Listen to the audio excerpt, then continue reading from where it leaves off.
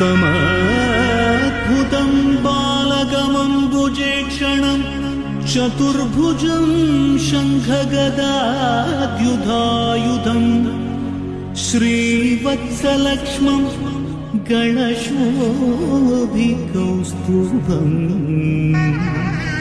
पीताम्बरं सान्द्रपयोधसौभगं महार्हवैढूर्य किरीटकुण्डलद्विषाय परिष्वक्त सहस्रकुन्तलम् उद्धामकाञ्चङ्गदकङ्कणादिभिः